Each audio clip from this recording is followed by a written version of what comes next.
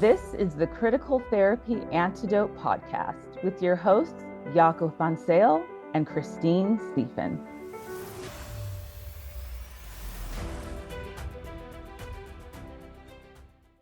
Welcome, everyone. Christine and I are excited to have you joining us again. And we are glad that we can continue our series, Parents Who Survived the Gender Cult.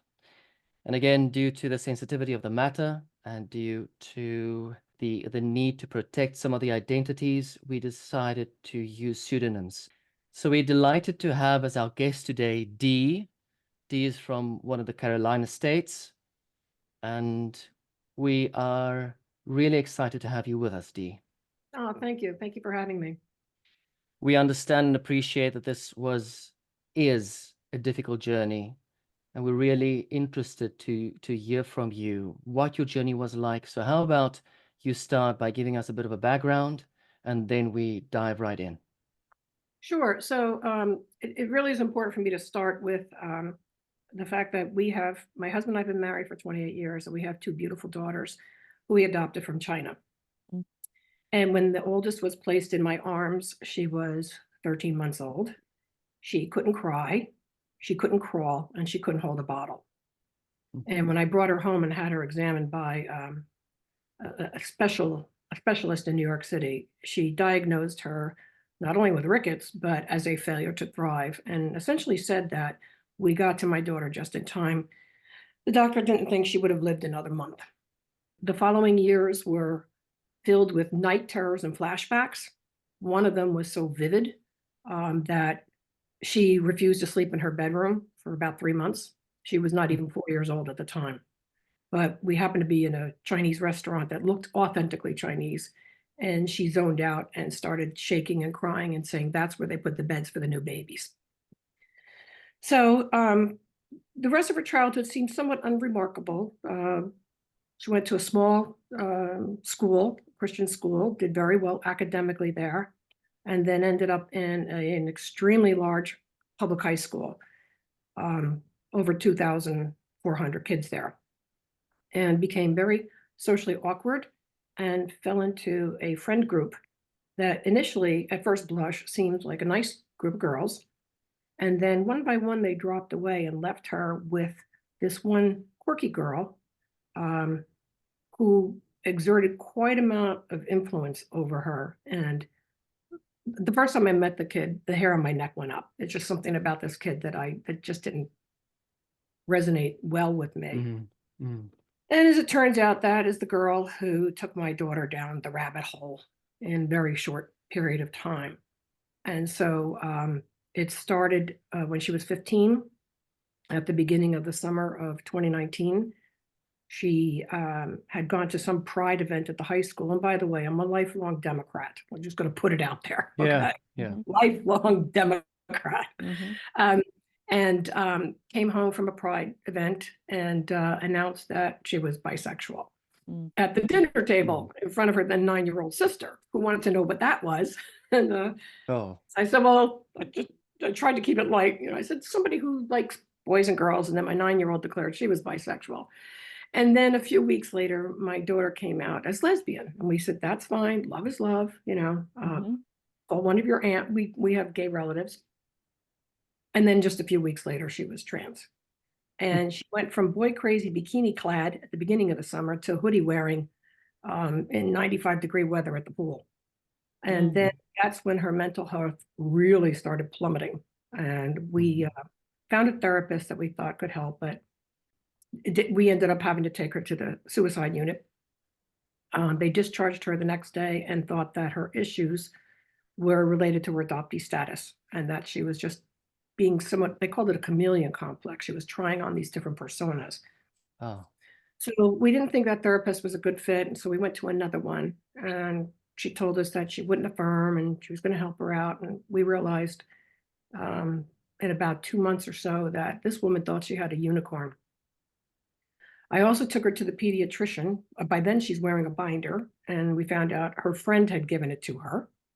And the pediatrician was on board with the binder. And so I realized I can't take my kid back to the pediatrician. And then a few weeks later, in January 2020, I went into my daughter's iPhone because she wasn't getting better, and I needed to know what is going on. And I downloaded 300 screenshots of dialogue between her and this girl that were utterly shocking to me. The language is off the charts, and I'm a recovering attorney, so and I'm the daughter of a World War II merchant war veteran, so I learned flowery language at a very early age. But this was really off the charts. And then this girl was exposing my daughter to pornography, lesbian pornography, which I didn't even know existed. And then my daughter was saying things about me that caused me concern. She was saying that I forced her to wear corsets and dresses and pink, and none of which is true. And her friend responded by really attacking me as a trauma bonder, gaslighter, toxic. She told my daughter to tell my husband to divorce me and take the children away from me. And then she mentioned that all of the moms have a safe house for you, so you're going to be okay. And that really bothered me, a safe house. And I reached out to the girl's mother. Somehow I got her phone number and met her for coffee and explained what our situation was, how much we loved our daughter, how I was concerned about the interaction between these two girls. I said, I don't think we're going to have sleepovers anymore because I detect some kind of sexual tension between these two. And she agreed. And at the end of the conversation, she said, I really didn't know what to make of this meeting today. And I said, what do you mean? She said, well, I was under the impression that your daughter was in an abusive home. And that really hurt. Wow. Because I started thinking, my God, and I go to church with some of these moms, and what if one of them had called the, Child Protective Services and took my kids out of the house? Who put her under this impression that that your daughter may have been coming out of an abusive home? I think the things my daughter was saying about me and the kids reporting back to their moms, and none of which was true. I don't think these children realize the peril that they're putting their families in when they say these kinds of things that are not true. And so the mother and I kept in touch for a while. She was doing her darndest to get her kid out of this mindset. And the mother actually told me that we were both reading the same book at the same time without knowing it. We were reading Stephen Hassan's Freedom of the Mind. Oh, yes. Oh, yes. And she said to me, why are you reading it? I said, this feels like a cult to me. It's like a cult. Yeah. And she said, oh, it's a cult. She said, I grew up in a cult, so I know what a cult is. Wow. And she grew up in an evangelical Christian cult in Florida, where she grew up without a mother. The mother abandoned her, left her with the father to raise her, sexually molested by male relatives, not allowed to date, goes to college, to some Bible college, where they matched her with her husband, and they paired her. And so married early, only man she'd ever known and been with. And he went off to the Air Force. She went with him to overseas. And because she was so alone, she said she had time to think. And she thought her way out of the so-called cult, because she said, I can't believe that there's a God that would condemn 70% of the planet to hell. Right. And so she talked herself out of it. She talked him out of it. And then he converted to Judaism, which totally alarmed her family because he's the son of preachers. Oh, wow. Wow. So needless to say, this woman's hair has been on fire. She also said that her child was trying to convince two of her youngest siblings that they were trans. Okay. So she's very charismatic. I just want to back up for a second. When you started to find out all of these, you started to see the changes in your daughter, that she was wearing the hoodies, you started to see, and then she eventually ends up in a chest binder. Had you had conversations with her about what was going on, and some sit downs about, hey, I'm noticing these things, what's happening here? We tried, and Okay. it got us, it actually made the situation worse. One of the other things, that when she was 8 years old, we were on vacation, and she came to me, and I was just in the middle of reading Scott Simon's book, Baby, We Were Meant to Be Together in Praise of Adoption. And he also has two daughters from China. So he alternated between his story and then other adoptee stories. And I was on the chapter with by Steve Inskeep, who was adopted, and from NPR radio. So my daughter pulled me aside and said, I need to talk to you about things. Now she just turned 8 years old. And whenever she said we need to talk about things, it's usually something important. So we went outside and she started by telling me, and this is, it still blows my mind, only 8 years old. She said, look, I know you and Dad love me and I love you. And I know Sissy loves me and I love Sissy. But there's a piece of my heart missing and I need to know who I am. Mm. Yeah. And I said, well, that's why we're here. We're here to help you find who you are.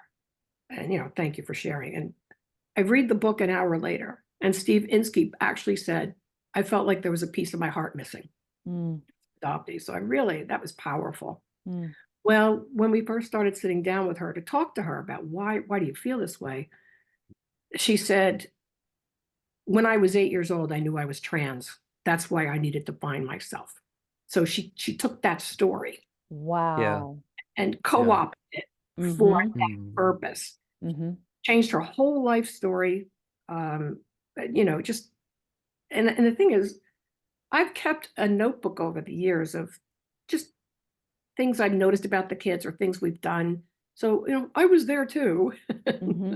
Mm-hmm. Right. And I saw a girl who dragged me into that store called Justice with all the shiny clothing that I can't stand.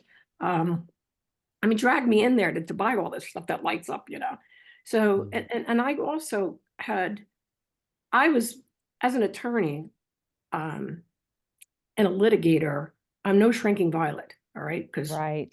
I fought for a living. That's what I got paid to do.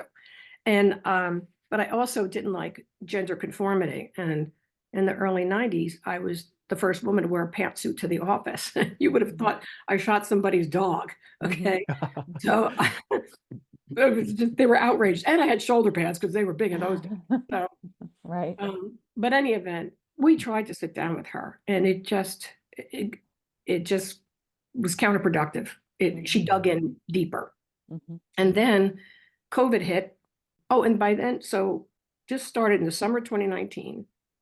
I am trying to figure out, I go into the internet because research is baked into my DNA. This is what I've done for a living. Mm-hmm. Can't find anything on this until March of 2020.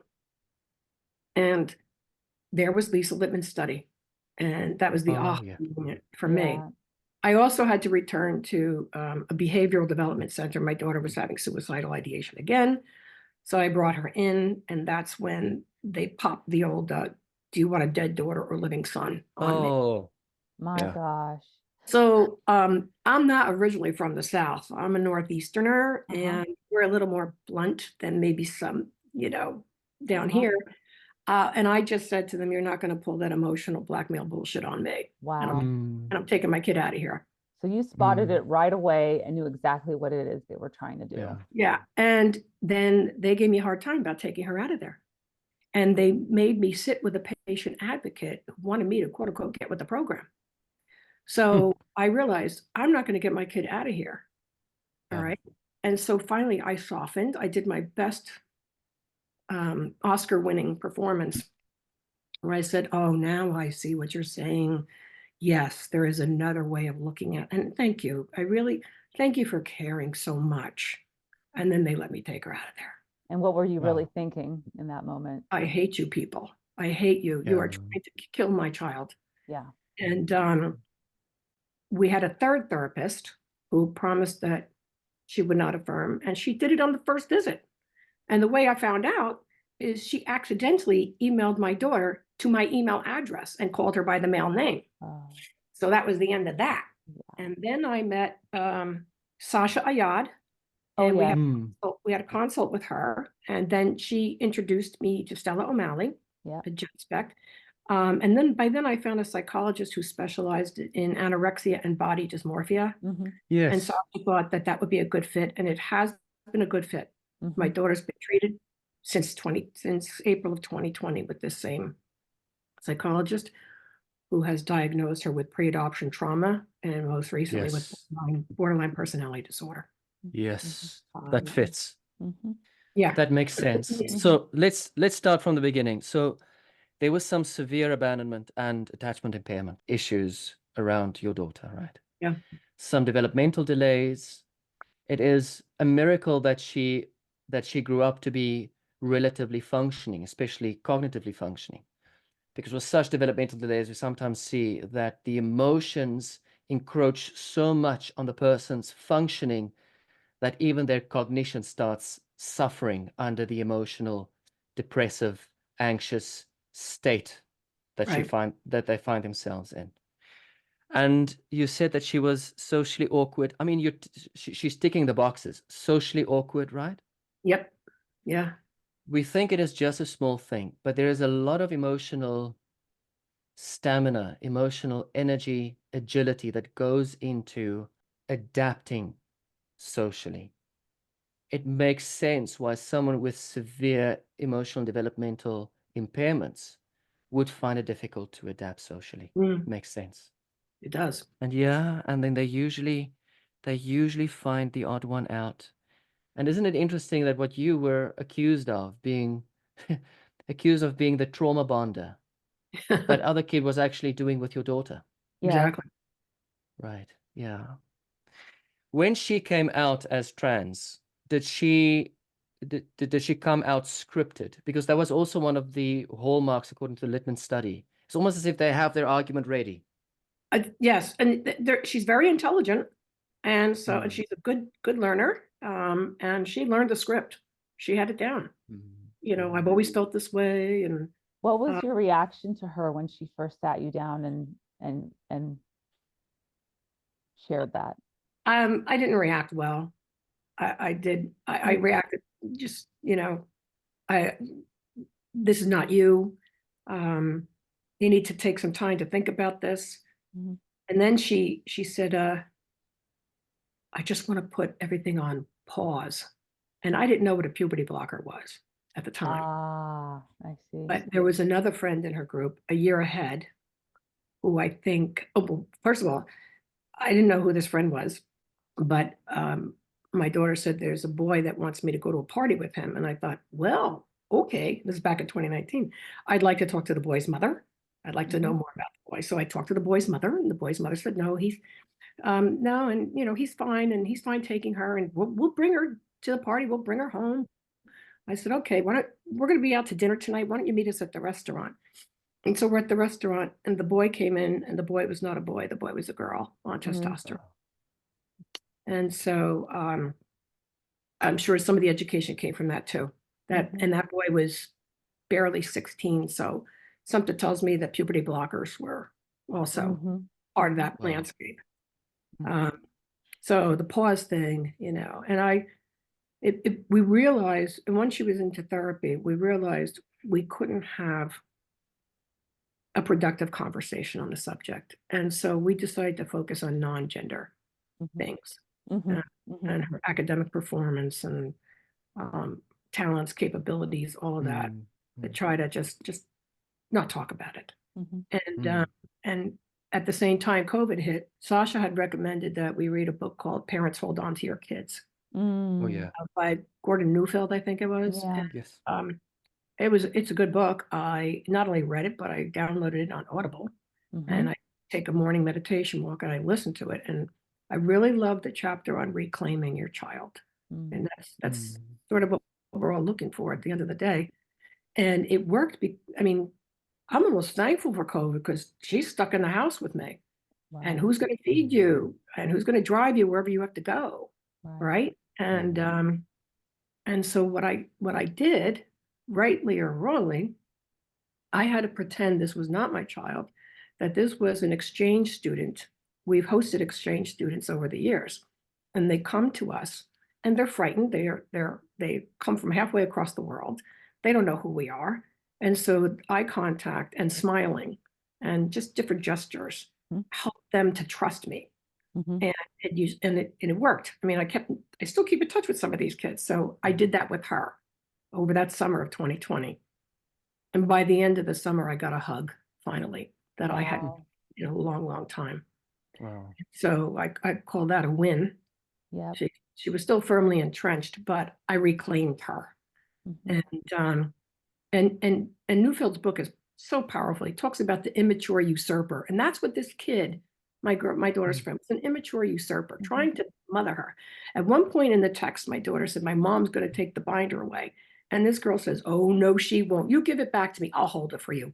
I'm not going to let your mother do that to you. I mean, this is right. Wow. She usurped my role as a parent.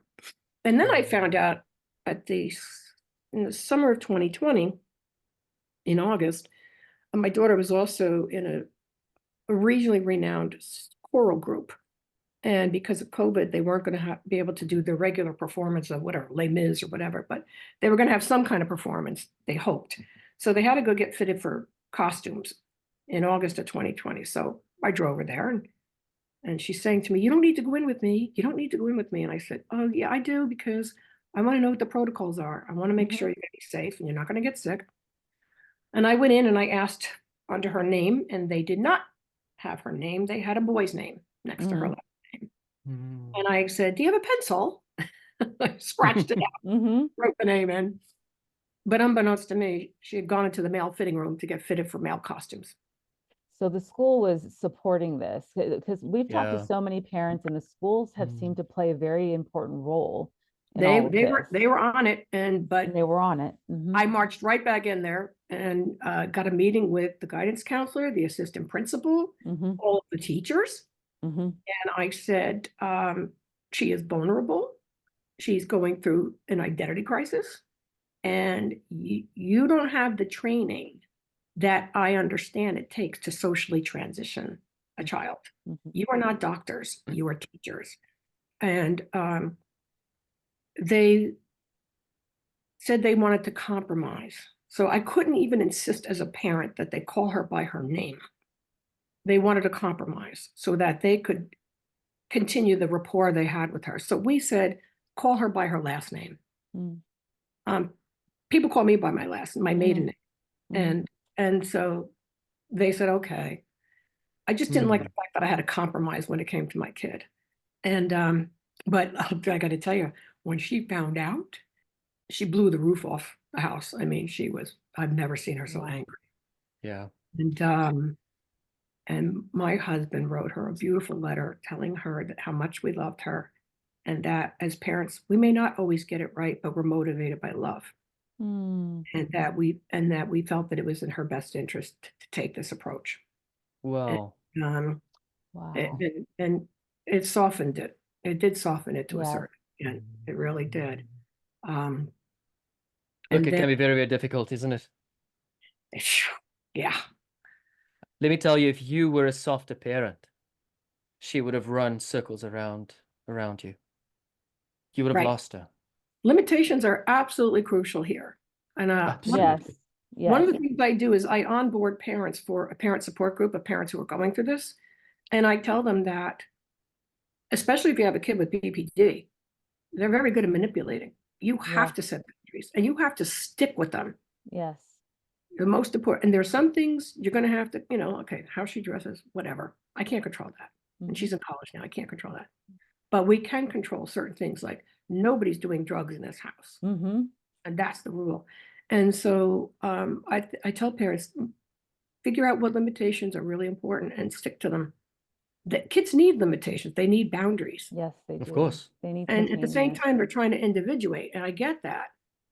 But, and what we told her about the drugs, the hormones, we're not saying 18. I don't believe 18 is the magic number. No. We said, when you grow up and you have a job and you're financially independent and you have a robust health insurance plan, because you're going to need one if you go down this path, you could do whatever you want. She's still interested in transitioning at this point? She's not talking about it as much. Okay. So what changes have you seen in the recent couple of years, since she's 20 now, right? So she's starting to grow up a little bit. Well, believe it or not, she has a boyfriend. So in some circles, that would be called a gay relationship. Right. Yes. We haven't met him, but he's Dean's List and a double major. And she tells me that he's very kind to her, that he's very nice to her. And so, maybe that helps. And she's in a very small college, so which I think is better than these big Yes. universities where it's the Wild West. The therapy she's receiving, the DBT, I think it's very Oh, yeah. effective. Yes. I really do. And I really like this doctor a lot. We also started working with a nurse practitioner, psychiatric nurse practitioner back in 2022. So I had to interview her to make sure, but my daughter's psychologist recommended this one, but I said, I got to meet, I have to meet. And now I know what questions to ask, right? Mhm. So I mentioned to her, I said, she's gender confused right now. And I'd like to know, how do you treat such people? And her answer was beautiful. She said, I don't treat the gender, I treat the trauma. And she said, and if you can treat the trauma, everything else falls into place. Mhm. Mhm. And so, and she also, before she even met my daughter, when I described her, said, it sounds like borderline. I said, I've been Yeah. saying for quite some time. Yeah. Then what happened was she left the practice in the summer of 2023. So I had to find somebody new. And I asked my daughter's psychologist, do you recommend? She said, I can't find anybody who's not affirming. And so I went online, Psychology Today, Yep. and I went up and down the Eastern Seaboard, and I queried them directly, do you practice gender affirming care? And many of them said yes. So I crossed them off the list. Mhm. And some of them said no. And then when I dug deeper, they were lying to me. Okay. Mhm. So, and then I found a 50-something-year-old Christian grandmother. And I thought, this might work. And so I emailed her, and she had the same response. I don't treat gender, I treat trauma. Ah, there you go. And so I got lucky. I Yeah. got really, and my daughter agreed to meet with her. And in the first visit, she wanted me with her, Mhm. which I thought was a good sign. Mhm. So she's not hiding anything from me. She wanted you to be part of the process for her family to be Yeah, my part of the daughter process. did. I mean, that Yeah. was Yeah. that was That's something. amazing. Yeah. Yeah. The other problem I had too is I stopped taking her to the pediatrician, and I had what I thought was a good physician. I've been with her for years. She's also a seminary graduate, Mhm. psychology degree, and the mother of 2 adopted children. Mhm. So over the years, I was sharing with her what we're going through with this mess.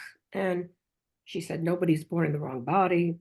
And I said, well, then when my daughter turns 18, would you see her? She said, sure. So I took my daughter, I just introduced the two of them. And then I'm about to leave the room. And as I leave the room, she asked my daughter, what are your pronouns? And my daughter said, he, him. And you had to scrape me off the ceiling at that point. And then 2 weeks later, she got her lab results and said, would you mind helping me read these? I said, sure. These are for an 18-year-old male. These are blood work. This is blood work for an 18-year-old male. Oh my gosh. And she said, well, that's how I identify. I said, I understand that. I get that. But that's not how our healthcare decisions are made. Right. And I introduce you to 2 trans men who nearly died in the ER because their bearded faces had everybody thinking they had appendicitis when they had burst ovarian cysts. It makes a Wow. big difference. Yes, it does. And all she could say to me is, you're just so negative. I said, if that were true, I'd agree with you, but it's not true. And I guess we're not going to have this discussion. So I have reported that healthcare system to first do no harm. Oh, Because good. to me, Excellent. that's a malpractice in real Yes. time. In That's real excellent. time. So Yeah. Dee, I want to elaborate a bit on borderline personality disorder. So borderline personality disorder is one of the more severe personality disorders. And the cause of that is, again, early attachment loss and non-resolution of that attachment loss. So it's usually seen in certain symptoms, but also in the way they portray themselves, the way their subjectivity works. They have a poor sense of self. They're emotionally labile. They fluctuate between overvaluation. They would engulf some people. A new friend, a new boyfriend, or a girlfriend would be everything, would be the perfect thing. And then not long after that, there would be severe devaluation, withdrawal, resentment, because you see, it taps into that early attachment, because now the person needs to start relying on the other person. And that is precisely where the wound lies, is on dependency. The wound lies in dependency, in reliance, because of that attachment loss. And then also, because of that early attachment loss, there's an impaired process of mentalization that takes place. Now, mentalization is the process by which the mother attunes to the infant. And in that attunement, the mother explains to the infant what they are feeling. Now, that can be an area of trouble if the mother is stressed out and the mother can't take the rage and the sadness and the fear of the infant. On the other hand, when the mother is able to take it, when the mother survives those attacks by the infant, then the infant manages to develop what we call a theory of mind that is more in line with reality. If they don't have that theory of mind in line with reality and they have an impaired ability to think about how they feel, they would instead act out. And that is why with borderline personality disorder, we find so much acting out behavior, where they get an overwhelming sense of anguish. And instead of pausing and thinking and self-soothing and figuring out what this anguish is all about, and in that process, calm themselves down, because that would have been what mother would have done when they were little. Because of that impairment, they don't do that. Instead, they want to discharge, they want to evacuate the emotional anguish. And that is why DBT can be so valuable, because DBT says, the underlying principle of DBT is what you experience isn't necessarily objectively true. Yes. Be Right, right. curious. Yes. Think about it. How about we just be open? When you feel an overwhelming sense of anguish, okay, that is what you're feeling. Let's look into it. So we introduce thinking, we introduce observation. And that is something that would have happened in a very natural environment between mom and infant. Right. Well, it's this is important, and I thank you for sharing that with me. She was abandoned.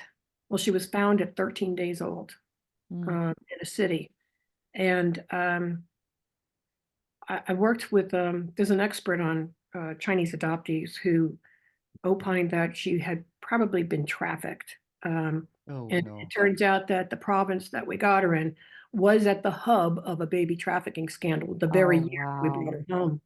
Now, it wasn't trafficking like we would think, but, and there was a documentary done on this. It was a family in southern China who saw so many babies being abandoned and just, dying in public, that they started paying taxi drivers and anybody else who saw a baby by the side of the road to bring the baby to them, and they would bring the baby to an orphanage. They'd pay the taxi driver to bring a baby to them. So in a Wow. sense, they're trying to save the babies. They had good Yeah. intentions. And the whole family, many of them ended up in prison, and an orphanage director, I think, got executed for it. The orphanage, most people get to see the orphanage that their babies are in. They get to meet with the directors and the IEs who took care of the babies, like my brother did. He adopted his daughter just before we did. And the orphanage director treated them to a lovely lunch and took them on a tour. We were not allowed to see my daughter's orphanage. And the BBC did a documentary on this kind of orphanage because it housed the elderly and the babies. And the documentary is called The Dying Rooms. And my daughter was in one of those places. Wow. And probably they wrapped them up so that they couldn't move their arms. She couldn't crawl. I mean, when we put her on the floor, she keeled over. Right. And I thought, is her arm broken or what's going on here? But she had never been allowed to move around. And in some cases, they would just tilt the bottle into the box that the baby's laying in. And so the baby's got to move her head around trying to find the bottle. So you do the primal wound of the separation from the mother, Yes. and Yeah. being handed by one person to another person to another person, and then left on a street. As it turned out, I decided to do 23andMe for the girls when they were young enough not to know better. Okay. Because I thought at some point in time they might want to question their origin or try to find. And I thought maybe this is a start. Maybe we can find relatives. My daughters are related to each other. Oh, wow. Wow. Distantly, but they're related to each other. And my my oldest daughter, one of her orphanage mates is my youngest's third cousin. Wow. My youngest is not from the same province as these two. And the gentleman that I had talked to said he thought that my daughter had been trafficked from Guangdong up to Hunan, and my youngest daughter's from Guangdong. Wow. And I have another friend who adopted her daughters from China, and one of her daughters is my youngest's third cousin.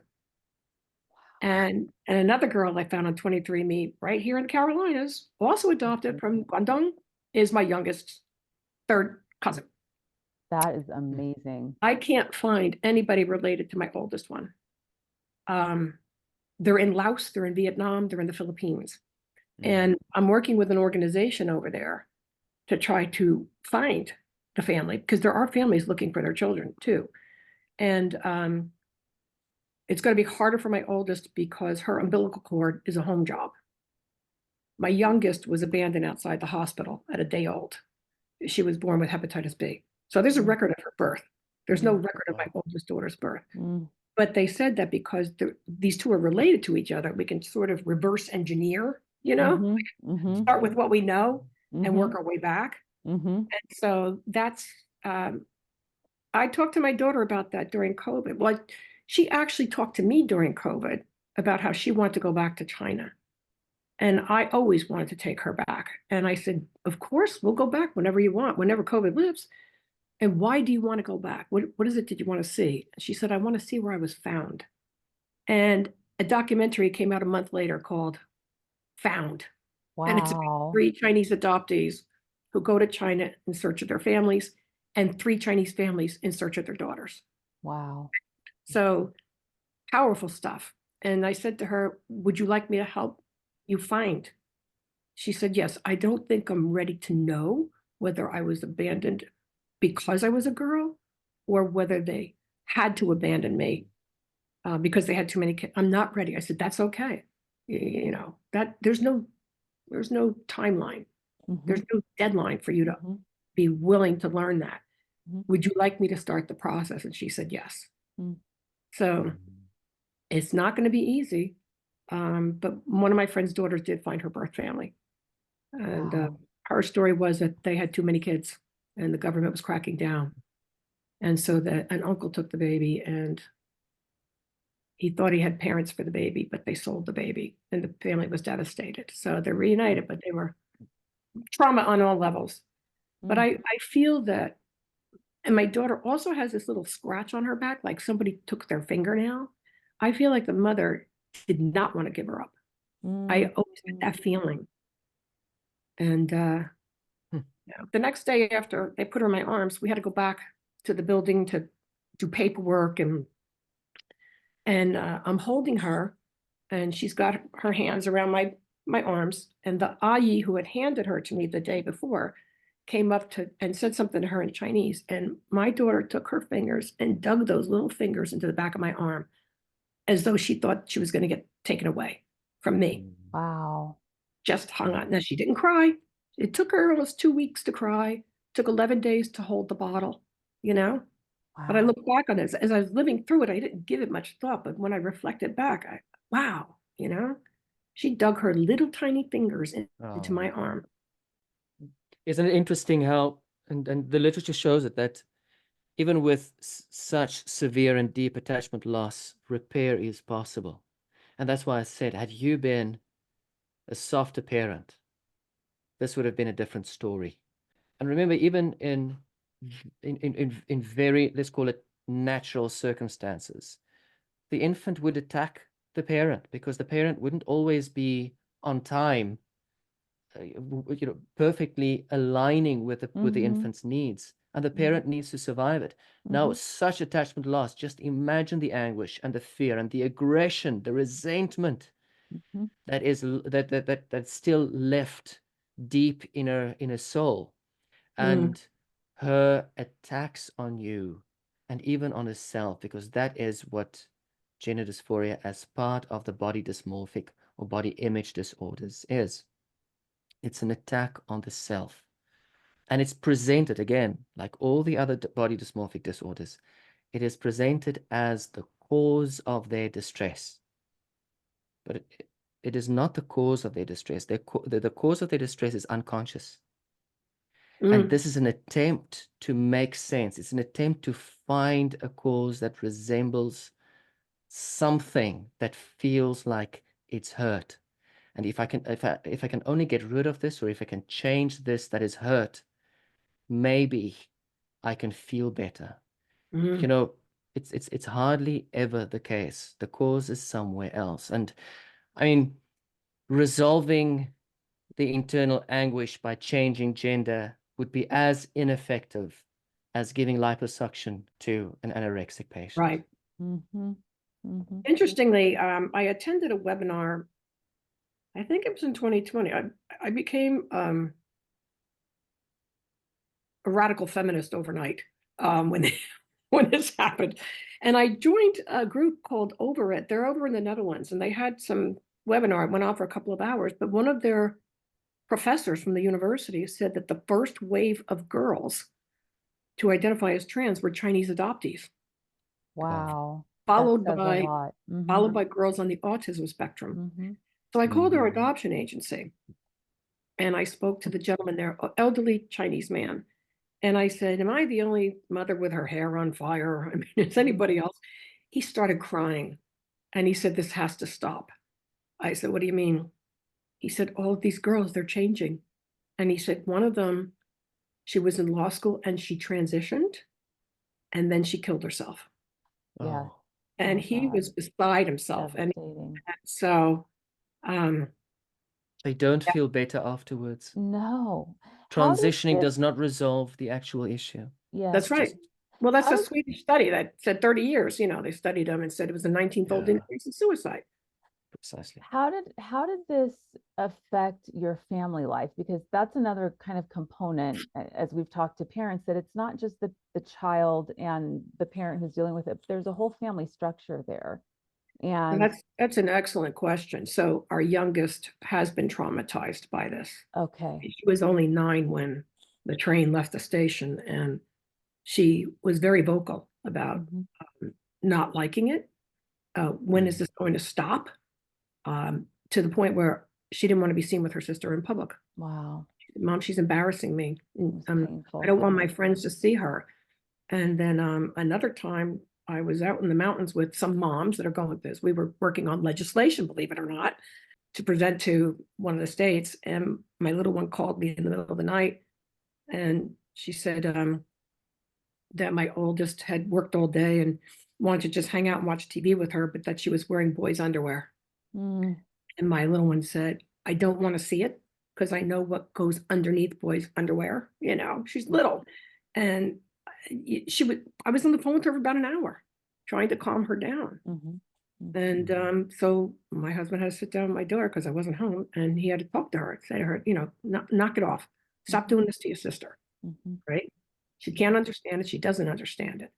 So it's been and it's been difficult. And what I also noticed about my youngest is she's become like very clown-like. She's trying to make jokes, make everything happy, funny, and is very involved in time-consuming activities. Right? The marching band, it takes a lot of time. Yeah. Whatever, or she'll coach during the summer, the swim team. She's really busy. And then I did ask her, I said, did you ever talk to your sister about how you feel? She says, no, Mom, I don't want her to hate me. So it's been really, really difficult. Yeah. You know? She's scared for that aggression, see. And I'm sure she has seen that aggression before. Yeah. Now, Dee, what's your husband's involvement been? Wonderful. Okay. At the very beginning, it wasn't good. And I think this is typical of many couples going through this. He actually thought that maybe there was something to this. You know, he was willing to keep an open mind. And I'm right out of the box saying, no way, no how. And it took a second bad therapist for him to realize that this therapy's not working and she's not trans. And we also sat down with each other and I said, look, in a couple of years, these kids are going to be out of the house. All right. And it's just you and me again. That's right. And we're all we have. And so we do not need to be at each other's throats over this. Yeah. We have to Yeah. find a way to be yoked on this. And we are. Wow. Yeah. We are. And in fact, he did one of the funniest things. And I tell people, feel free to use it. But before she went off to college, and she's got the boy name. And by the way, these girls, they don't pick names like Joe or Bob. They have these fancy names, right? Yes. You know, Yes. Ryder, Raina. Yes. You know. So he said to her, he used her girl name, then her boy name. Girl name is going to college. Boy name is going to stay home and get a job. And if I find out that boy is at college, I stop payment on the check, and boy comes home and gets a job. Yeah. And then we got a FERPA waiver. For anybody who doesn't know what that is, that's the Federal Education Records Privacy Act. Because once your child turns 18, you cannot see their grades. So we got the waiver so that we can see how she's registered at the school. I Excellent. also called the college. I used to work with the general counsel there. Mm-hmm. She has seen my daughter since she was a baby. Mhm. So I told her, I said, look, my daughter's going through an identity crisis. I need to know if your college is going to has people who are proactively helping kids transition, you know, putting them on the path. And in her sweet little Southern accent, she said, well, I don't know about that, but well, we're just going to meet her where she is. And I said, well, then you're meeting a delusion with a delusion. How's that going to work? And I just told her, I said, let me be clear with you. Nothing's happening on your watch. Do you understand what I'm saying? Yes. Wow. I can't help it. You know, I'm trying to get ahead of it, but you and your husband survived her onslaughts. You survived a corrupt malpractice industry. You used legislation. You lay down firm boundaries. You assert those boundaries. You took ownership of your daughter and your daughter's struggles, and you kept on looking for the best fit in therapists. That has been the recipe for your survival. That's right. You want to add? What else? I've also testified in front of state houses, especially in our state, because, and I think they're going to pass a law that makes it mandatory for schools to tell their parents. Excellent. Oh, yes. And also the bans on therapies. But I have, with the other moms, you know, there came a point in 2020 when we were on Zoom calls with Stella O'Malley. I met all these wonderful moms on Zoom, and I now consider some of them to be my best friends. Yes. But there was a mom in our group who did affirm her daughter because she was told to do so. And then when she learned that she didn't have to, she pushed back on the school, and the school pushed back on her by saying it was a school board policy. And I looked it up. I said, it's not a board policy, get a copy of the policy. So she did. And I said, that's not a policy. That is the most deceitful document. It purports to be a board policy, but it's not. And it basically is very pro-trans. So I ghost wrote a letter for the mother saying how vulnerable her daughter was with her ADHD and her autism diagnoses. And leave my kid alone.